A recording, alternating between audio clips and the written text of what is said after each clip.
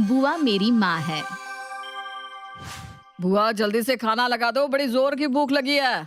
बुआ पहले मेरा खाना लगाना, मैं छोटा हूँ और आपका लाडला भी है ना। छोटा है तो क्या हुआ, देखना बुआ ने मेरी पसंद का ही खाना बनाया होगा। बुआ देखो ना भैया क्या बोल रहे हैं। वो बचपन से मुझे यही कहकर चिढ़ाते आए कि आप उनसे ज्यादा प्यार करती हैं और मुझसे कम। अरे मेरे लाडले बच्चों, बुआ तुम दोनों से बराबर प्यार करती है। तुम दोनों में तो मेरी जान बसती है। चलो अब जल्दी से हाथ मुंह धो लो, मैंने दोनों की पसंद का खाना बनाया है। ये रहे धीरज तेरे छोले चावल, और छोटे ये तेरा शाही पनीर। अब तो खुश हो ना? बुआ आप वर्ल्ड की बेस्ट बुआ हो। आपने मुझे मेरी पसंद का खाना खिलाकर खुश कर दिया। अब मेरे पास भी आपके लिए एक सरप्राइज है। अच्छा, क्या सरप्राइज लाया है बुआ के लिए? उसके लिए आपको पहले आंखें बंद करनी पड़ेगी। अच्छा ठीक है, ये ले कर ली आंखें बंद। धीरज एक पैकेट बुआ की गोद में रख देता है। अब आंखें खोलो। अरे ये क्या लाया है? बुआ मेरा प्रमोशन हो गया है, इसलिए ये आपके लिए साउथ सिल्क साड़ी।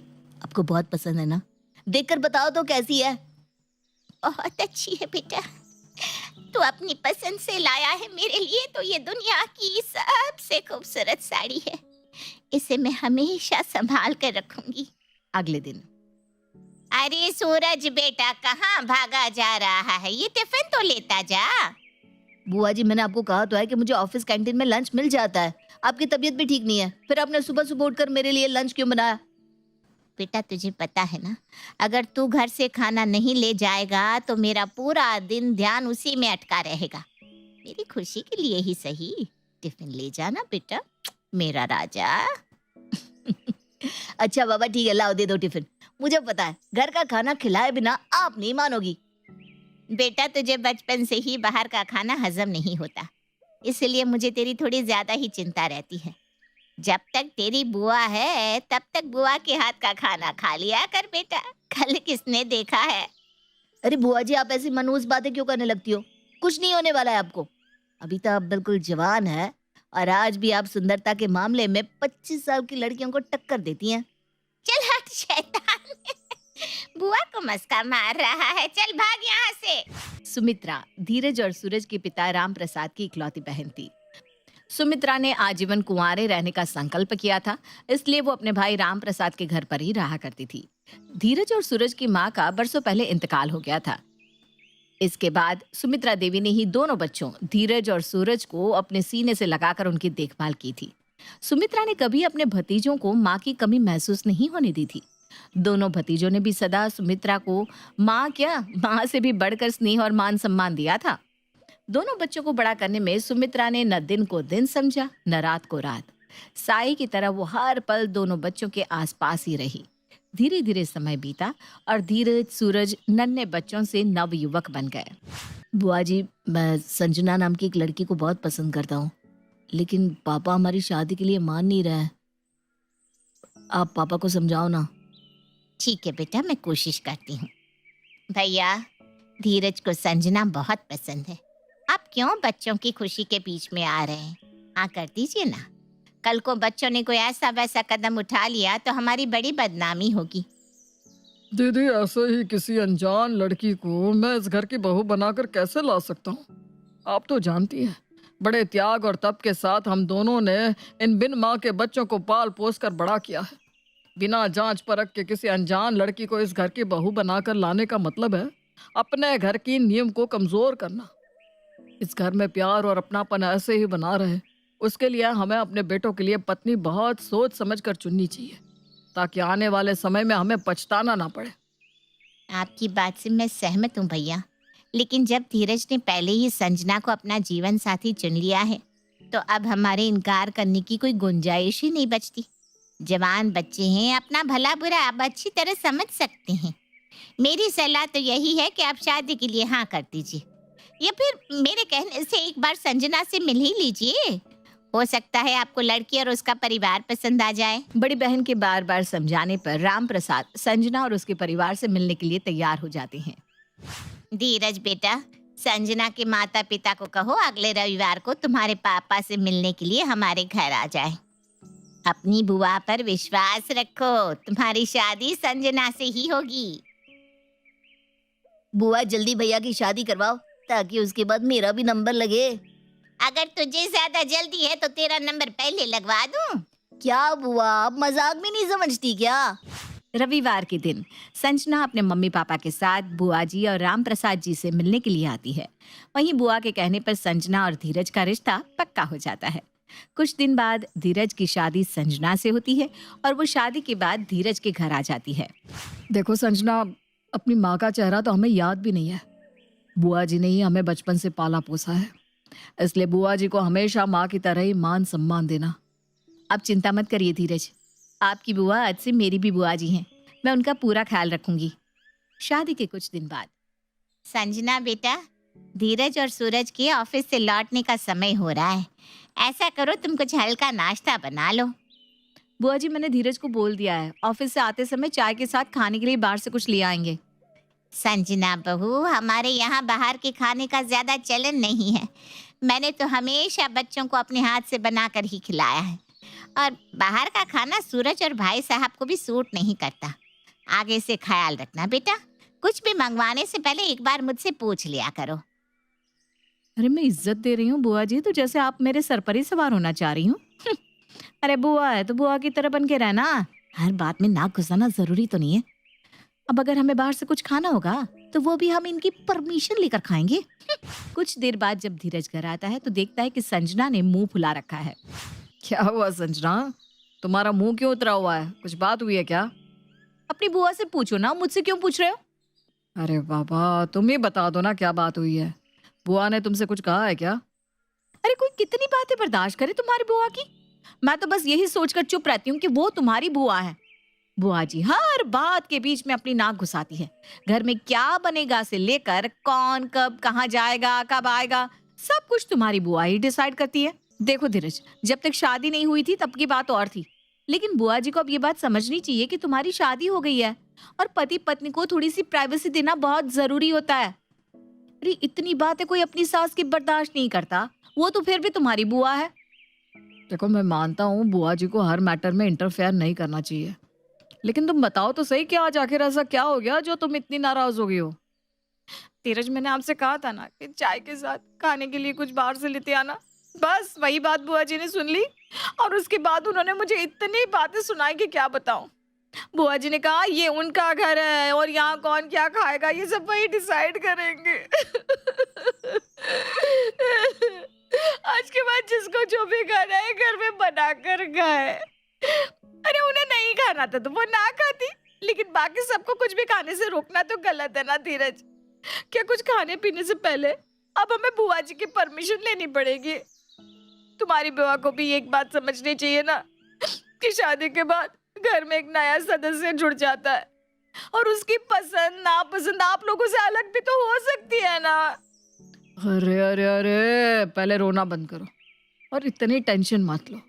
अभी नई नई शादी है ना, धीरे धीरे बुआ की आदतों में बदलाव आ जाएगा, पक्का। धीरे धीरे संजना को बुआ जी की हर बात खटकने लगी थी। कुछ समय बीता तो बुआ जी ने सूरज के लिए चांदनी नाम की लड़की को पसंद किया और उसके साथ सूरज की शादी करवा दी।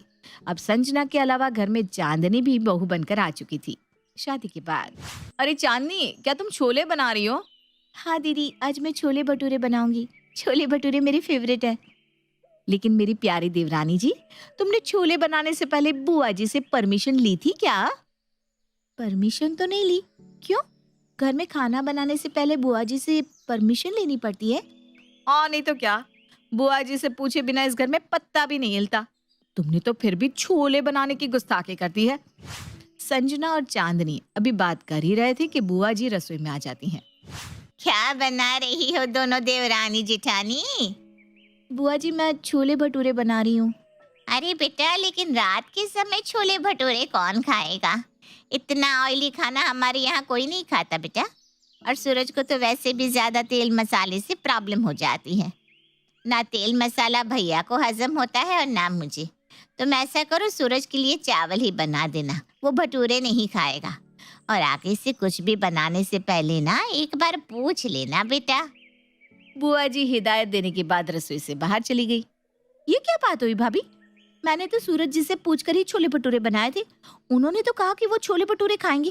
फिर बुआ जी क्यों मना कर रही है उनको खाने से?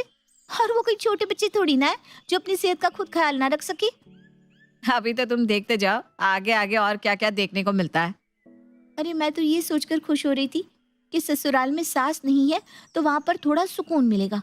लेकिन मुझे क्या पता था यहाँ पर सास के रूप में हमें बुआ जी मिलेगी, जो सास से भी ज्यादा ताक झाक करने वाली होंगी। बुआ जी की आदत है, उन्हें घर में सब कुछ अपने ही हिसाब से चाहिए होता है। वो घर में हर बात पर नजर रखती है। एक बात बताइए भाभी, बुआ जी तो पापा जी की बहन है ना, तो कायदे से उन्हें सूरज के दादाजी के साथ गांव में रहना चाहिए। वो यहाँ क्यों रहती हैं? और आखिर कितने साल हम उन्हें झेलते रहेंगे? अरे सच कहूँ तो मैं तो कब से सोच रही हूँ कि बहुत हो गई बुआ जी की तानाशाही। मैं अब ये सब बिल्कुल भी बर्दाश्त नहीं करने वाली। एक्चुअली में सबने उन्हें कुछ ज्यादा ही सर पर चढ़ा रखा है, जिसकी वजह से बुआ जी ये भूल गई है कि ये उनका नहीं, उनके भाई का घर है, और हम दोनों भी उनकी नहीं, उनके भाई की बहुएं हैं।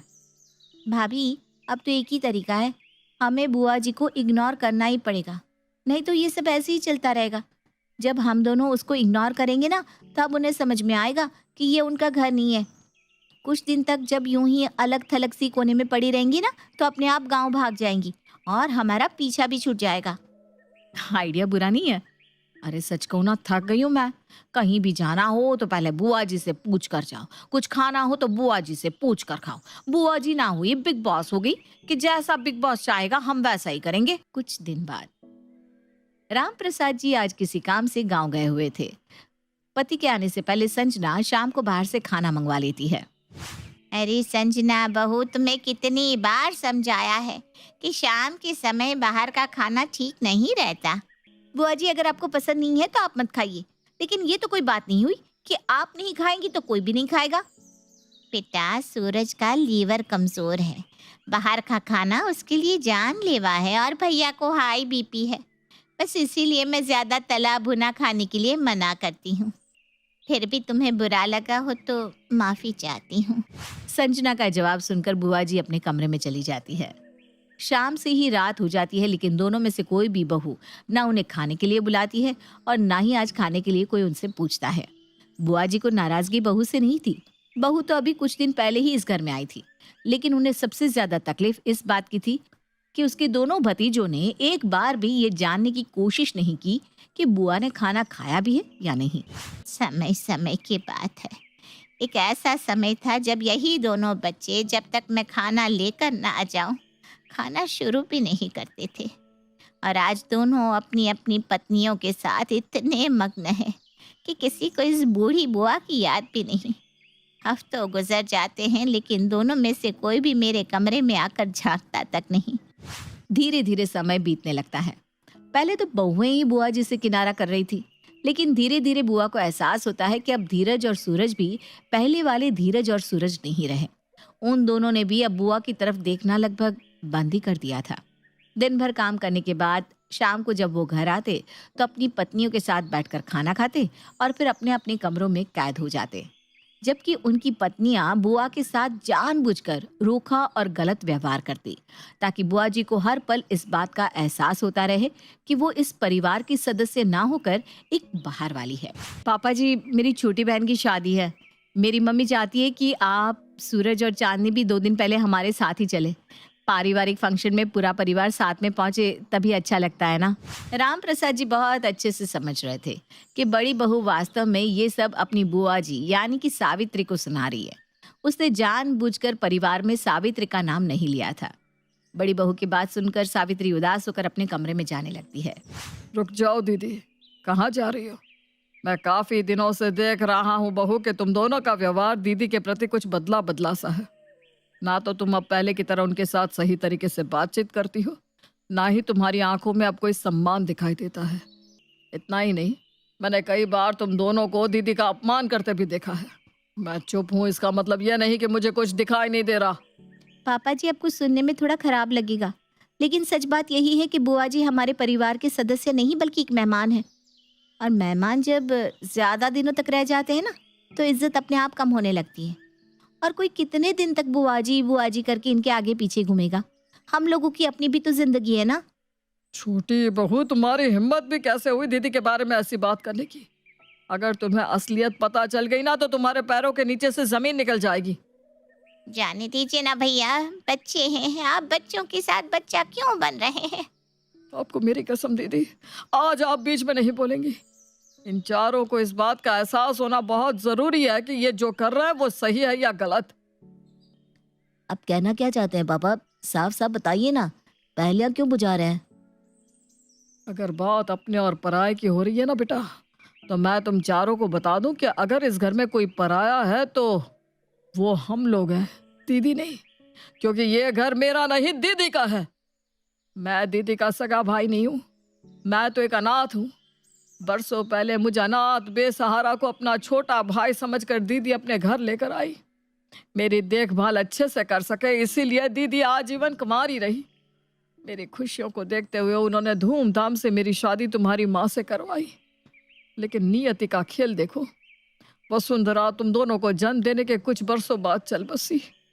दीदी ने अपना कर्तव्य निभाते हुए तुम दोनों की माँ बनना भी स्वीकार कर लिया और मेरे बाद उन्होंने तुम दोनों को भी अपने सीने से लगा कर पाला। लेकिन दीदी ये बात भूल गई कि हर औलाद, हर पुत्र सपूत नहीं होता। कुछ तुम जैसे कपूत भी निकल आते हैं जो अपने पालनहार के त्याग और बलिदान को भी भूल जाते हैं। बड़ी बहू, तुम दोनों को बहुत तकलीफ थी ना दीदी के लिए 2 रोटी बनाने में या उनकी कही बातों को मानने में। बहुत अच्छी बात है। बेहतर होगा तुम दोनों अपना अपना रहने का इंतजाम किसी ऐसी जगह कर लो जहां तुम अपनी मर्जी से अपने अनुसार अपना जीवन बिता सको। क्योंकि कानूनन तो ये 2 मंजिला घर जिसमें तुम बड़े ठाठ बाट से रह रही हो ना, वो तुम्हारी बुआ जी के नाम पर है। और अब दीदी चाहे तुम्हें माफ भी कर दे, लेकिन मैं तुम लोगों को कभी माफ नहीं करने वाला। हमें माफ कर दीजिए बुआ जी, पता नहीं हमें क्या हो गया था। हम कैसे भूल गए कि आपने कैसे हमें बड़ा किया। पता नहीं कैसे हमारी अकल पर पत्थर पड़ गए। भैया सही कह रहे बुआ जी, हमें माफ कर दीजिए। अगर आपने हमें माफ नहीं किया तो मेरे मन को कभी सुकून नहीं मिल पाएगा। बच्चों से तो गलतियां होती रहती है बेटा। तुम लोगों को अपनी गलती का एहसास हो गया, मेरे लिए उतना ही काफ़ी है।